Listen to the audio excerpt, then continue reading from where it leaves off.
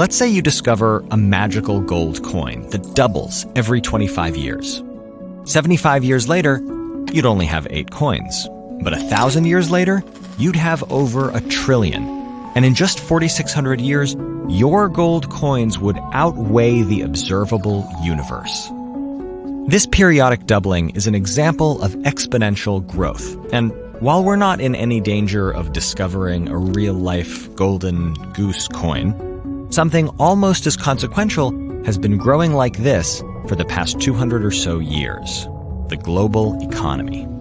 Many economists think that an eternally growing economy is necessary to keep improving people's lives, and that if the global economy stops growing, people would fight more over the fixed amount of value that exists rather than working to generate new value.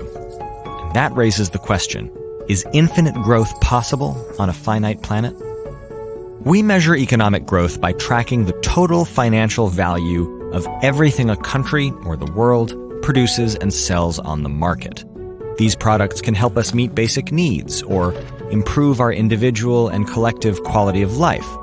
But they also, crucially, take resources to invent, build, or maintain. For example, this smartphone. It's valuable in part because it contains aluminum, gallium, and silicon, all of which took energy and resources to mine, purify, and turn into a phone.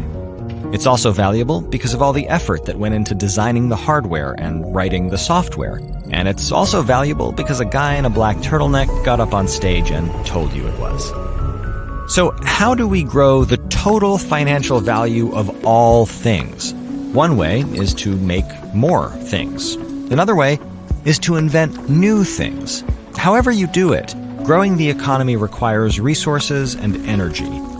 And eventually, won't we just run out? To answer this question, let's consider what goes into the economy and what comes out of it. Its inputs are labor, capital, which you can think of as money, and natural resources like water or energy. Its output is value. Over the past 200 years, economies have gotten exponentially more efficient at producing value. If we, as a species, are able to keep upgrading our economies so that they get ever more efficient, we could theoretically pump out more and more value using the same, or let's be really ambitious here, fewer resources. So how do we do that? How do we increase efficiency? With new technologies. This is where we hit a snag.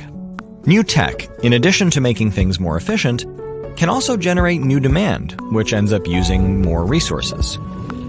We're actually not in imminent danger of running out of most resources, but we have a much bigger and more immediate problem. The global economy, and in particular those of rich countries, is driving climate change and destroying valuable natural environments on which all of us depend: soil, forests, fisheries, and countless other resources that help keep our civilization running. So what should we do? This is where economists disagree. Most economists think that new ideas will be able to fix most of these problems.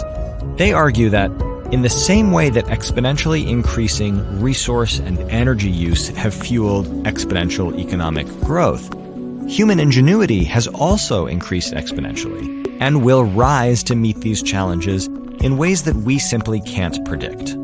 For example, between 2000 and 2014, Germany grew their GDP by 16%, while cutting CO2 emissions by 12%. That's impressive, but it's not cutting emissions fast enough to limit warming to 1.5 degrees Celsius. For this reason and others, some economists think the solution is to re-engineer our economies completely. They make the case that what we should really be doing is weaning ourselves from the addiction to growth and shifting to a post-growth economy. What would that look like? A post-growth economy wouldn't assume that the economy should grow.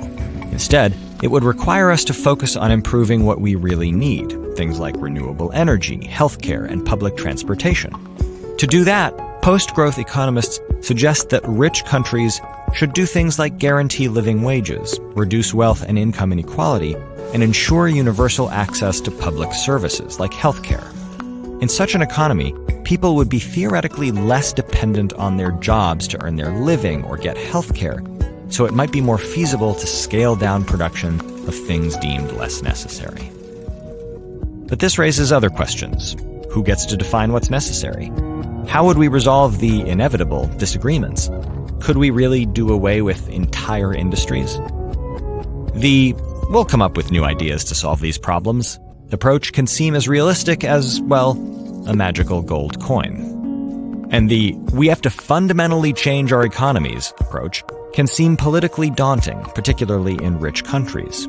But one way or another, we have to find a way to benefit everyone while also taking care of our planet.